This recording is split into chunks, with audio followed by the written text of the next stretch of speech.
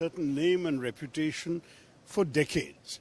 The Nehru Memorial Museum and Library is the original name. Now you're changing it into a museum of all prime ministers, that's fine.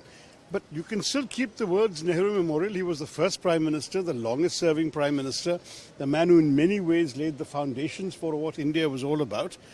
Why can't we leave the past in the past, acknowledge what has happened and move on? So call it the Nehru Memorial Prime Minister's Museum. It would have been a simple thing to do. You don't demean your first prime minister and at the same time you include everybody. But unfortunately that spirit of compromise seems to be missing. It's all about knocking things down rather than building things up.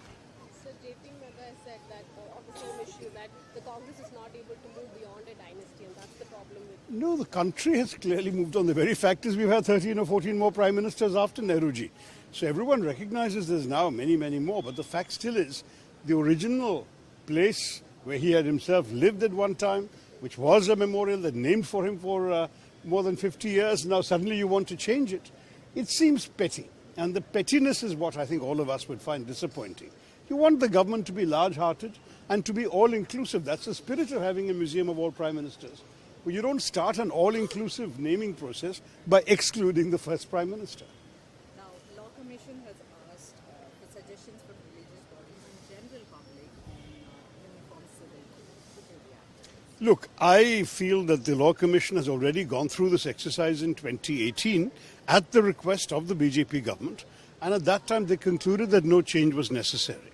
Now, 5 years later, a new Law Commission wants to again reopen the issue. I mean, it's within their prerogatives to do so, and certainly this is an issue which can only be considered by consulting as wide a range of stakeholders as possible. So to that degree, widespread consultations, I don't think one can object to. The problem is why keep raising this issue over and over again? It looks like a political agenda because there is only one political party in the country whose manifesto has repeatedly called for implementing the Uniform Civil Code, which is the BJP. The Congress, Nehruji himself had said decades ago that a uniform civil code is desirable, but you can't impose it on people. You have to take everyone along with you.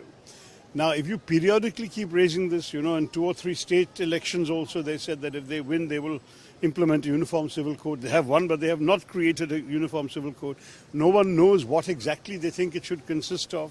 They don't know what the opinions of various stakeholders are.